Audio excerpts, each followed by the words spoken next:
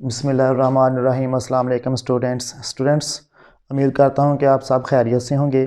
तो स्टूडेंट्स, आज का जो मेरा टॉपिक है वो है conditional sentences.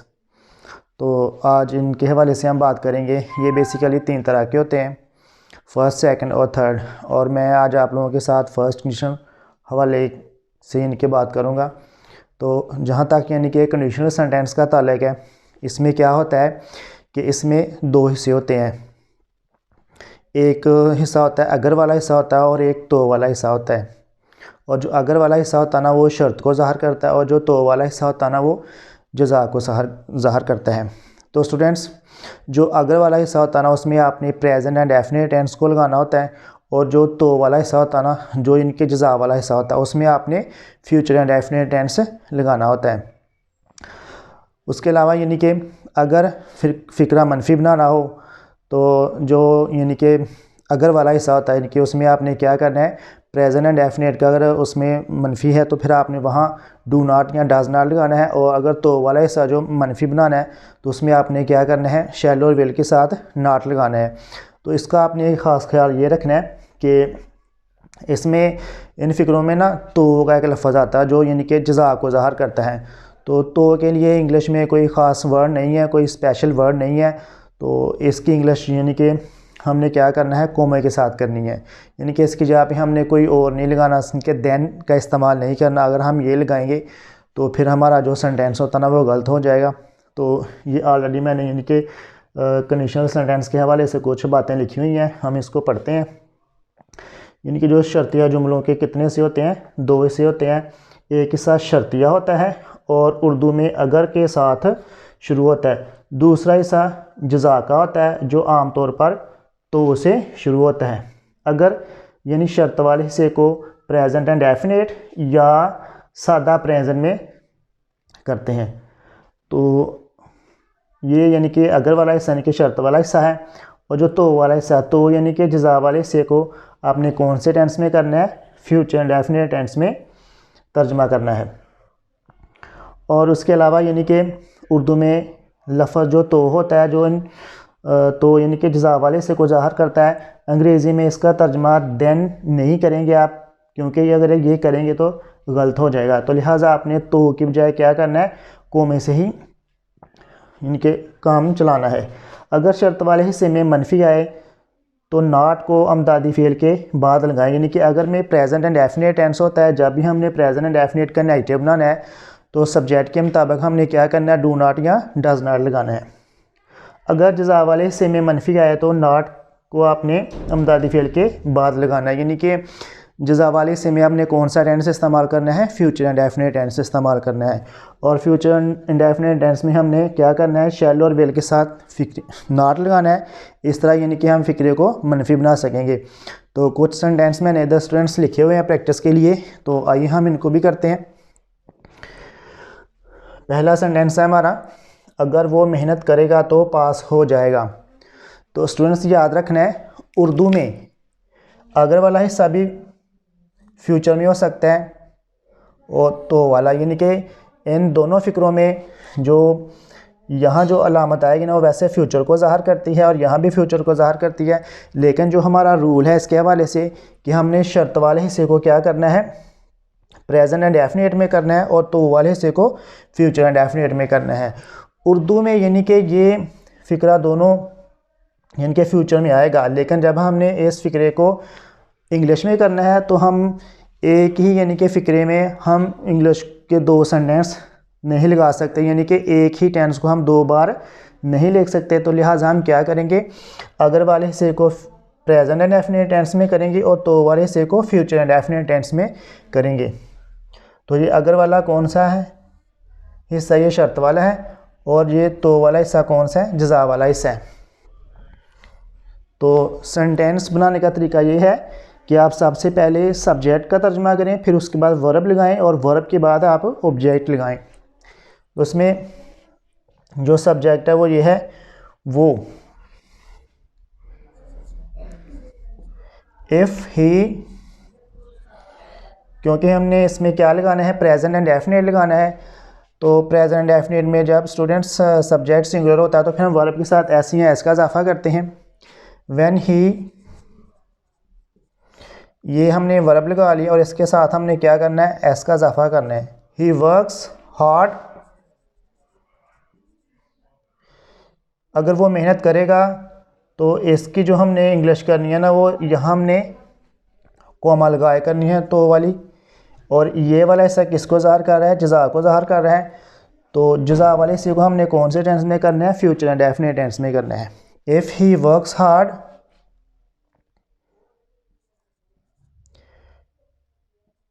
He will pass. Future indefinite tense में आपने क्या करना है कि वर्ब की पहली फॉर्म ही लगानी है और इसमें दो हेल्पिंग वर्ब यूज़ होते हैं, शेल और विल। सिंग आई और वी के साथ हमने शेल लगाना है और बाकी जो हमारे सब्जेक्ट होते हैं उनके साथ हम क्या लगाएंगे, विल लगाएंगे और वर्ब की पहली फॉर्म लगाएंगे। तो सारा सेंटेंस स्टूडेंट्स ऐसे हो जाएगा, if he works hard he will पास। तो इस तरह ये वाला सेंटेंस हमारा इंग्लिश में हो गया। सेंटेंस नंबर 2 है, अगर तुम लाहौर जाओगे तो मेरे लिए खिलौने लाओगे। तो आपने क्या करना है, अगर वाले हिस्से को प्रेजेंट इंडेफिनिट में करना है और तो वाले हिस्से को आपने फ्यूचर इंडेफिनिट में करना है।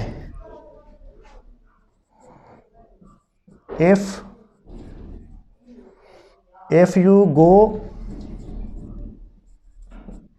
टू लाहौर, ये वाला स्टूडेंट्स हमने इसका ट्रांसलेट कर लिया इसको इंग्लिश में। If you go to Lahore यानी कि शर्त क्या लगाई है, अगर लाहौर जाओगे तो क्या करना है, तो मेरे लिए खिलौने लाओगे। तो यहाँ हम क्या करेंगे, यू के साथ विल लगाएंगे, यू विल। इसमें वर्ब है लाना, ब्रिंग, लाने की इंग्लिश है ब्रिंग, ब्रिंग। और इसमें हमने मफूल क्या लगाना है, इनके ऑब्जेक्ट खिलौने, टॉयज़। किसके लिए लाने हैं, मेरे लिए, फॉर मी। तो स्टूडेंट्स ये सेंटेंस ऐसे हो जाएगा, if you go to Lahore you will bring toys for me. Sentence number 3 है स्टूडेंट्स, अगर तुम बाकायदा स्कूल नहीं आओगे तो सज़ा पाओगे। तो स्टूडेंट्स ये वाला आप सेंटेंस देखें, आप जो अगर वाला हिस्सा है इसमें नहीं भी है और ये सेंटेंस नेगेटिव है। तो इसमें हम क्या करेंगे, प्रेजेंट इंडेफिनिट का हम नेगेटिव सेंटेंस बनाएंगे और प्रेजेंट इंडेफिनिट का नेगेटिव सेंटेंस बनाने के लिए हम दो हेल्पिंग वर्ब यूज़ करते हैं, डू नॉट और डज नॉट। प्लूरल के साथ हम डू नॉट लगाते हैं और सिंगुलर के साथ हम डज नॉट लगाते हैं। If you do not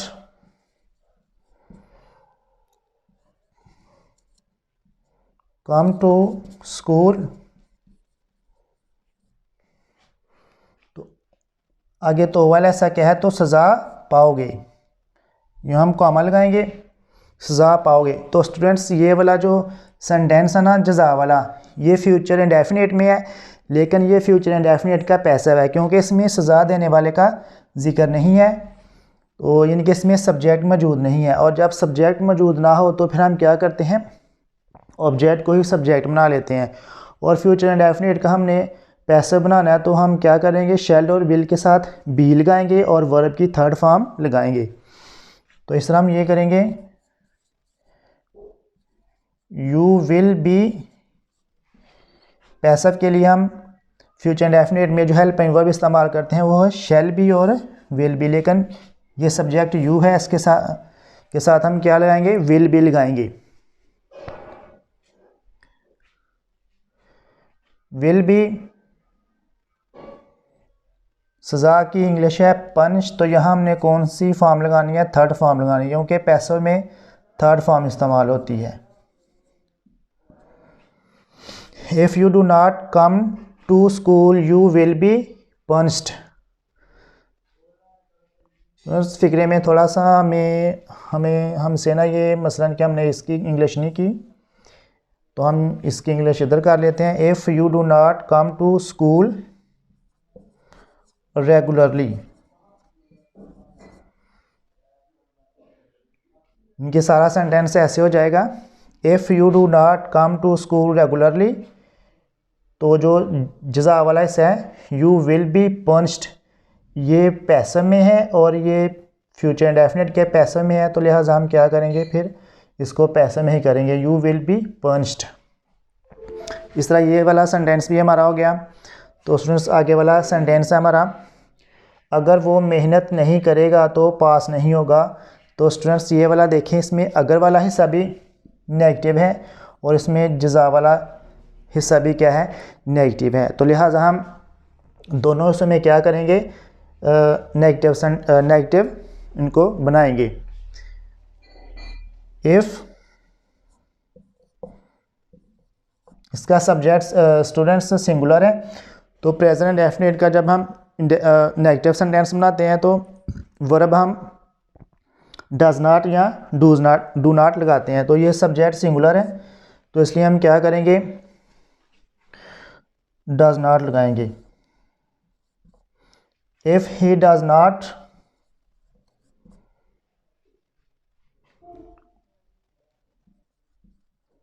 work hard,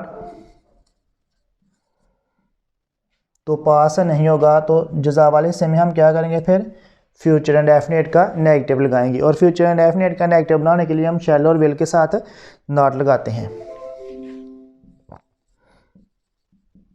he will not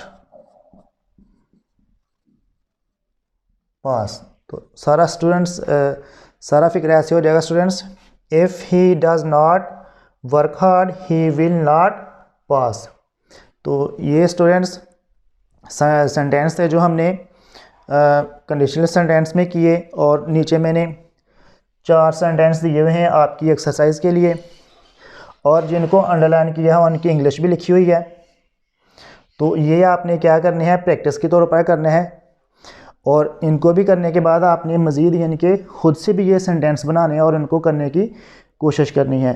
इंतहाई आसान है, कोई मुश्किल नहीं है। इसमें सिर्फ 2 टेंस इस्तेमाल होंगे, एक प्रेजेंट इंडेफिनिट टेंस इस्तेमाल होना है और एक दूसरा फ्यूचर इंडेफिनिट इस्तेमाल होना है। एक दफ़ा फिर मैं इनके रिपीट कर देता हूँ कि जो फर्स्ट टाइप के कंडीशनल सेंटेंस होते हैं, इसमें आपने 2 टेंस यूज़ करने हैं, प्रेजेंट इंडेफिनिट और फ्यूचर इंडेफिनिट। अगर वाले हिस्से में आपने प्रेजेंट इंडेफिनिट लगाना है और तो वाले हिस्से में आपने फ्यूचर इंडेफिनिट लगाना है, और इस तरह करके आप ये वाले सेंटेंस बना सकते हैं आसानी से। तो मुझे उम्मीद है कि आपको ये वाली जो वीडियो पसंद आई होगी। तो इंशाल्लाह नेक्स्ट जो आने वाली वीडियो होगी उसमें मैं कंडीशनल 2 और कंडीशनल 3 को भी यानी कि डिस्कस करूँगा। तो इसी के साथ मुझे इजाज़त दें। अल्लाह हाफिज़।